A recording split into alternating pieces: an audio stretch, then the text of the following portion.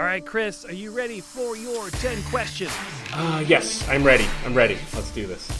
All right, here we go. Question number 1. If you had to choose between the two, which one would you pick? Batman's utility belt or a fanny pack? I'm going to have to go with fanny pack. The Batman utility belt is too obvious. The fanny pack is it is utilitarian in its own self. Really? Mm-hmm. Well, I do. I think so. Well, what if I told you the fanny pack only had a zipper, but the utility belt has snaps, hooks, buckles, magnets, pouches? Nope, too confusing. Going with the zipper. Okay, all right, question number 2. What is your favorite movie? Well, that would have to be Star Trek II, The Wrath of Khan. God! 1982. Yes, that's the one. Yeah, absolutely. One of the best. So what made it one of the best? Well, I think it recovered a franchise that had some serious troubles after the first movie, and that movie dealt with a lot of thematic challenges, like people getting older, trying to find usefulness in life, and yet was staged in space and had a ton of action in it. And so I think it's one of the underrated movies of the 1980s that you don't hear people besides Star Trek people really talk about that one. Yeah. Well, then how would you compare it to Star Trek Into Dark... Was it Into Darkness? I don't know. I'm not as the new one. Not good on the new ones. Yeah, nope. Wrath of Khan still stands the test of time, so much so that we had a viewing party, maybe by my own coercion inside of my company. And you know what? I think people really liked it. You know, I would go to that viewing party. I would go. You're welcome to come by anytime. All right, question number 2. What is your favorite quote? I think I have a favorite paraphrase, and I think it comes from either Dwight Eisenhower or somebody around that time, which said, you know, the planning you do, it was around the World War II, but the planning you do for a battle or a war is essential. It's incredibly important, but it doesn't survive the first bullet that flies. And so planning is essential, and the plan sometimes can be not useful. And thinking about those two things together are incredibly profound sometimes when you know you're working hard to get somewhere and know that you're going to have to improvise when you start following your plan. Right. I mean, that's crazy paradoxical. Make a plan and know that your plan's not going to stick.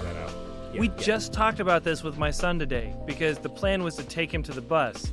When we got to the bus was gone. So then the new plan was to drive him to school.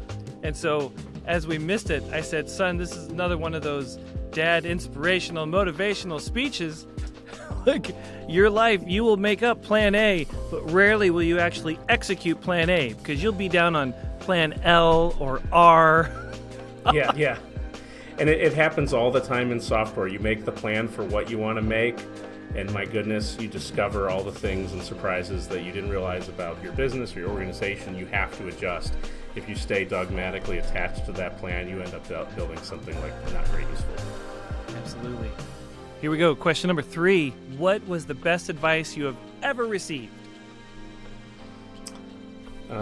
I am going to have to say it was from my dad at a young age. I was very upset with being picked on in school because back in the day, bullying was I think allowed or sanctioned or something like that. Times have certainly changed. It felt like that. But it did feel like that. So I would come home just really upset. And my dad said something which I don't actually take literally. He said, "Don't ever care what other people think about you. Just think about what you think about you." And that stuck for me. But as a CEO, as a leader, I have to care what people think or how they're thinking about things.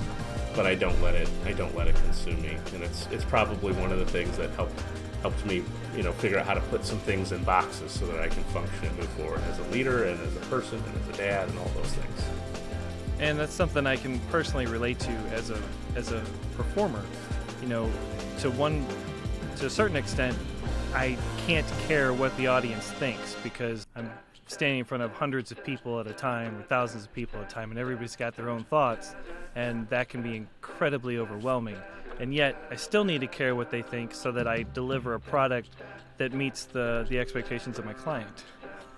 Yeah, that is exactly right. Again, another paradox. I feel like life is full of 1.5 billion paradoxes, but that one has always resonated with me, that I've got to think about me, in terms of exactly how I do the work that I'm going to do. And, I can't be driven. I can't follow other people's, feelings. I have to think about what's true and what I should go for. Yeah, it seems like the path through that paradox, there's a lot of P's, is to have boundaries, right? Know where the lines are, know what you'll allow in, what you won't, and then be able to take that feedback and hold it up as is without judgment, and then take or leave what you need. At least that's what I do. How do you do it? No, exactly that. What you just said, that's my manual. I think you've got that right. Yeah, no, good moment. I think I smell something I'll probably want to get off my chest now after having talked with you and write a blog post about at some point. Yes! Hey, when you write that blog post, you could tag the Breakthrough Moments podcast. I will! All right, so let's go back to childhood for a second. When you were a kid, what was your favorite childhood toy? Ooh, Voltron. You ever play with Voltron from back in the day? It had 6 lions that were actually also robots, and you could fit them together, and they could be one robot, or they could be 5 lions, and then I think some kind of torso thing. Like, I don't really remember how that. I think it had a head too. But okay, that was if we're getting serious fun. about this, no, yeah, Chris, this goes back to our off-air conversation.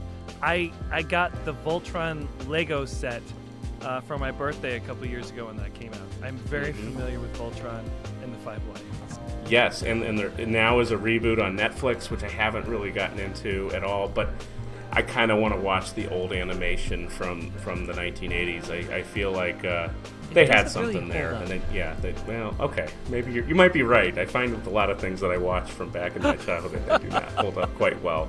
Yet they were on. That was produced here in St. Louis? What? Voltron. No way. Really? Yeah. I did not know that. You are a better super fan of Voltron than I am, 100%. But I loved it. I still loved it. Yeah, I think the guy's name is Ted Koppler. I think. Anyway, yeah, I met a guy that was working at his company a while back, and he gave me a Voltron shirt. I was so excited. It said, I'll form the head, right? Like, that's what they used to say all the time. That started the chorus or the song in the middle when they make the robot. Yeah, so on the shirt, it would say, I'll form the head, and it had a picture of Voltron and, like, standing, but without the head, so it just came right up to the neck. My wife loved that shirt. People don't know that there were actually 2 rounds. There was a reboot of Voltron already in the 80s. There were 2 flavors of Voltron. Yeah. They flipped the bit on them, and I can't describe them. It's just a very vague sense I have. But one day I'll learn. we'll time travel back. Hey, as long as we're talking about childhood, what did you want to be when you grew up?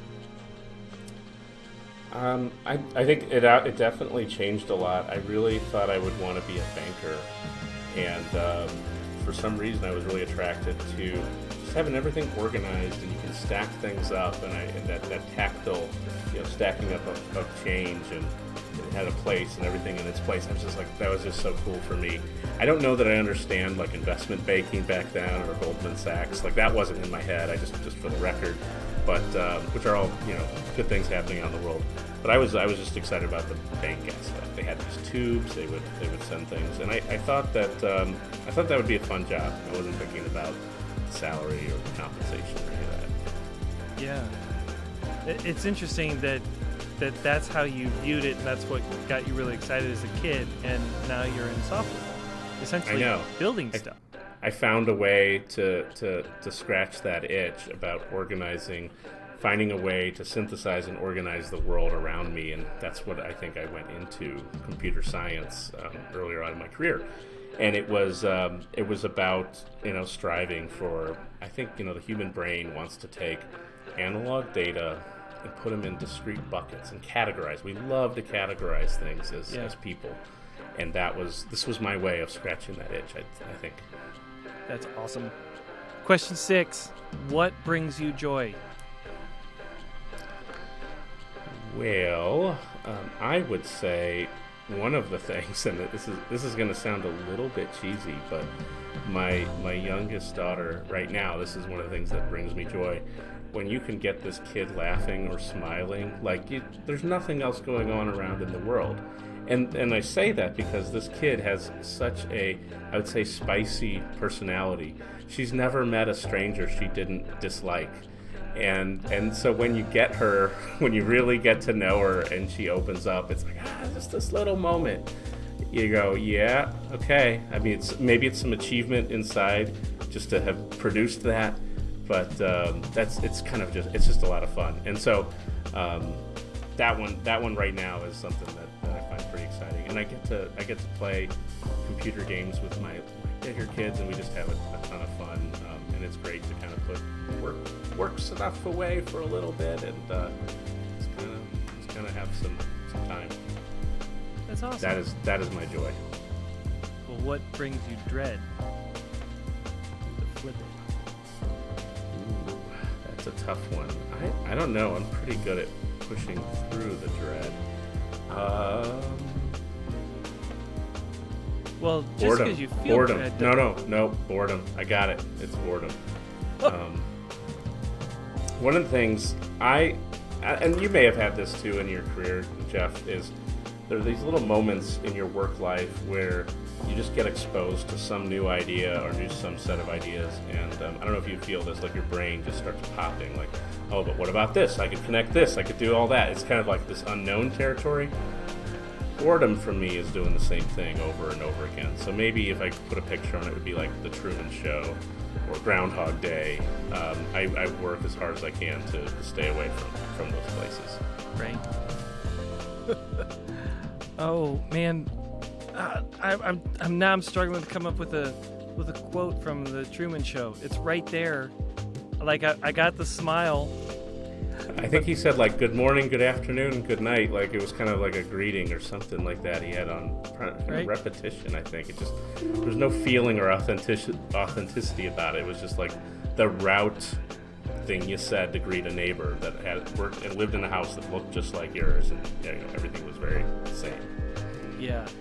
No, that would bring me dread too.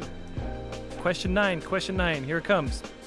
What is one thing you would like to accomplish but cannot do on your own?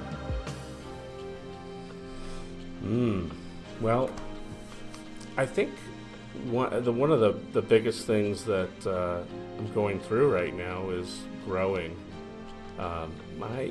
My business, we've always kind of said we are responsibly growing. We don't want to grow so fast we sacrifice anything on delivery. And right now, market, everything that's happening in 2021 with the economy in general is really impacting us, and it feels like growth. And I know in order to grow the right way, we've got to do so many things really well, like find the right people to bring them onto the team, lead them, get them working on the right stuff to advance their careers. I mean, there's a lot to do, and especially when times are moving faster, it's like you need a great team. You need people to really not start, stretching and almost breaking. You got to really work through hard at that. And so I would say the growth through 21 feels like that, and to the size of the company we want to get one day. I mean, yeah, you just can't do that by yourself. And I can tell you that because I've tried. It wasn't as good. It wasn't as good. I'll say that. Yeah, that's something I can personally relate to. I'd rather not relate to that, but I can. Okay. We're All right. all living the struggle. I know. Yes, we are. So here it is. Last question. Big finale. Coming in for the landing. Question 10. What do you hope people will say about you after you are gone? I think they will say that guy likes Star Trek a little too much. But what I hope they will say is that I left my surroundings, whether they be the places that I've been, the people that I've touched. I hope I've left them like a little bit better, maybe a lot better than where or when I found them. And so it kind of goes into, the people that I work with. Yeah, we're doing stuff for customers, all that stuff all the time, but I hope they leave their experience with me, whenever that should be, that those were some of the best formative years, or some of the breakthrough years, to use a term. I mean, it's like that's what I hope, that when I'm gone, people will say. Chris, you're amazing, sir. I could tell you for as long as I've known you, the way I've experienced you interacting in the community, you are definitely a living. So thanks so much, man. I appreciate you being here. Thanks a lot. And we out.